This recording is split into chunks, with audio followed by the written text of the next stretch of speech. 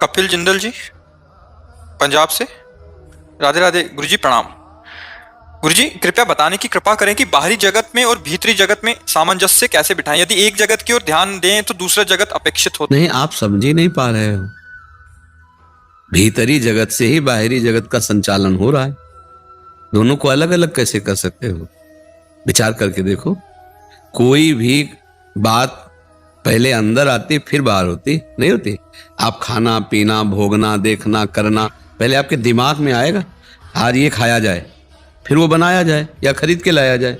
अब कैसे खरीद के लाया जाए? तो ऐसे कमाओ पैसा, ऐसा करो। पहले आंतरिक बात आती है, फिर बाह्य क्रिया होती है। तो अंतर जगत से बाह्य जगत का शासन है। आप इनको अलग अलग नहीं कर सकते। हमारी बात समझ रहे हो ना? अंतर जगत से कनेक्शन है बाह्य जगत का, और उस अंतर जगत का कनेक्शन है कारण शरीर से, और उसका पावर है भगवान, जो तीनों को प्रकाशित कर रहा है। बाह्य जगत को भी, अंतर को भी, और सूक्ष्म से भी सूक्ष्म उसको भी, कारण को भी, तीनों को परमात्मा प्रकाशित कर रहा है।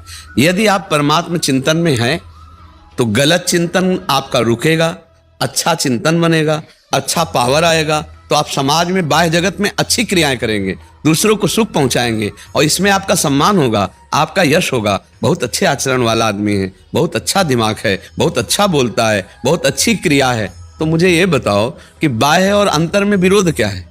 उसे आप दो विभाग कर दिए तो गलत हो गया। एक ही विभाग है अंतर का। कोई भी बात आप बताओ जो बिना चिंतन के होती हो।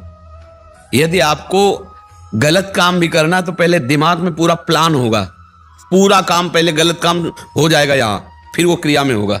आप देखना। तो अंतर से ही तो बाह्य का होता है, बाह्य से अंतर थोड़ी होता है, अंतर से बाह्य होता है। और फिर बाह्य जब गलत हो जाता है तो अशांति अंतर में होती है, फिर विघ्न ही विघ्न छा जाते हैं। अंतर और बाहर दोनों जगह वो फिर हानि को प्राप्त हो जाता है। शायद आपका ऐसा कहना हो कि हम अंतर से भजन करते हैं तो बाहर की क्रियाएं रुक जाती हैं, ऐसा कुछ कहना है क्या? है नहीं, ऐसा नहीं होता। नहीं, आप कितना भजन करते हो पता नहीं, लेकिन अपने लोग तो भजन में ही हैं। फिर आपसे बात क्यों करते हैं? हम सुबह से लगे हुए हैं, शरीर कष्ट से युक्त है, फिर भी हमें जो सेवा मिली हम लगे हुए हैं। क्या हम प्रभु से विमुख हैं? क्या हम इस समय भजन से रहित हैं? नहीं। तो अंतर की हर बात हम प्रभु से जोड़े हुए हैं, इसलिए आपसे बात करना भी हमारा भजन है, आपको देखना भी हमारा भजन है, आपको सुलझाना भी हमारा भजन है। तो हम उस बात को समझें। ऐसा नहीं होता कि अंतर में भजन चलने लगता है तो बाहर के काम रुक जाते हैं। आप तो बहुत छोटे परिवार वाले होंगे। चक्रवर्ती सम्राट अम्बरीश जी थे और भजनानंदी महात्मा दुर्वासा से भी बढ़कर आगे निकल गए। आप चरित्र सुना होगा अम्बरीश जी का, तो सोचिए चक्रवर्ती सम्राट का कितना शासनकाल होता है। वो क्या भजन करते?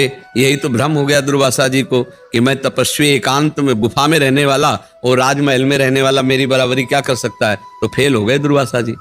भजन अंतर की वृत्ति है और क्रियाएं बाहर कर रहे हैं। सब में भगवान का भाव करके हम सबसे मिल रहे हैं, सबसे क्रियाएं करें, कोई परेशानी। अंतर और बाहर ये तब तक भेद बना रहता है जब तक अज्ञान रहता है, और जब ज्ञान हो जाता है तो अंतर बाहर का भेद मिट जाता है। आंख खोल के ध्यान करो तो वही परमात्मा, आंख मूंद के करो तो वही। जिसको हम देख रहे हैं इनमें परमात्मा ही तो विराजमान। परमात्मा के बिना इसकी सत्ता ही नहीं। सच्ची मानिए भाई, ये बल्ब जो जल रहा है बिजली की सत्ता से है, मानते हो ना? अभी ऑफ कर दीजिए तो कुछ प्रकाश ले। ऐसे ही जो चेहरे चमक रहे, जो बातें हो रही हैं, जो चंचलता दिखाई दे रही, ये ईश्वर से है। अभी वो अंतर ध्यान हो जाए तो सौ का आ जाएगा, मुर्दा का आ जाएगा, यहां से हटवा को जगह धोई जाएगी। नहीं, मान लो अभी शरीर छूट जाए तो शरीर को हटवा करके फिर जगह धोई जाएगी, अपवित्र हो गया। बोले क्यों? बोले वो मर गया। मरना क्या? कुछ नहीं मरा। परमात्मा अविनाशी है, वो अंतर ध्यान हो गया। और जो पृथ्वी तत्व है, जल तत्व है, अग्नि तत्व है, आकाश तत्व है, वायु तत्व है, वो सामने है, उसका एक ढांचा है। मरा क्या? आग में जला दोगे तो अपने अपने तत्वों में मिल जाएगा। लेकिन वो परमात्मा अंतर ध्यान हो गया, बस उसी की महिमा थी। भाई बोले वो अमुक मर गए तो उसका नाम अमुक थोड़ी है जो चला गया, वो तो परमात्मा है। अमुक तो ढांचे का नाम है, वो सामने पड़ा हुआ है, उसको तुमने पहचाना नहीं तो रो किसके लिए रहे हो? सामने ढांचा पड़ा है, और उसी को काजा की गले लगा लो तो नहीं लगाओगे, फिर होगा कि जला दो तो वो गया। कौन गया? वही परमात्मा, वही सबके हृदय में बैठा हुआ है। ज्ञान हो जाए तो बाहर और भीतर भेद नहीं, जो बाहर है वही भीतर, जो भीतर है वही बाहर है, और भीतर से ही बाहर का सारा कार्य होता है। कुछ भी कार्य होने के पहले दिमाग में पूरा कार्य हो जाता है, तभी बाहर कार्य होता है। चलो आज चलते हैं, वहां ऐसा करेंगे, वहां ऐसा करेंगे, वहां ऐसा करें, पूरा प्लान बन गया। तो अंदर और बाहर का जो खेल है वो एक ही है। अंदर और बाहर के खेल में अंतर नहीं है। जो अंतर रखता है वही परेशान हो जाता है। तो अंदर सुधार लो, बाहर सुधरा है। अंदर भगवत भाव कर लो, बाहर भगवान है, कोई परेशानी नहीं। क्यों भाई? नमस्कार प्रिय भक्तों, आप सभी भक्तजनों को श्री राधा वल्लभ की जय हो। इस सत्संग में मंत्र चौपाई और नाम जप के माध्यम से समस्याओं के समाधान की बात की गई है। कैसे हमारे कर्म और भगवान प्राप्ति से ही हमारे दुखों का समाधान होगा। नाम जप और मंत्र चौपाई का उपयोग करके हम भगवान प्राप्ति के लिए अपनी प्रयासों को समर्थित कर सकते हैं, जो कि हमें दुखों से समझौता नहीं करने देता। भगवान के नाम का जप करने से हम दुख सहने की सामर्थ्य प्राप्त करते हैं और माया से मुक्त होते हैं। इससे हमें आनंद और शांति की प्राप्ति होती है।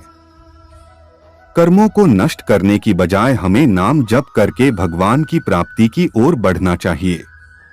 इससे हमारे पाप कर्मों का नाश होता है और हमें उच्चतम धार्मिक स्थिति प्राप्त होती है।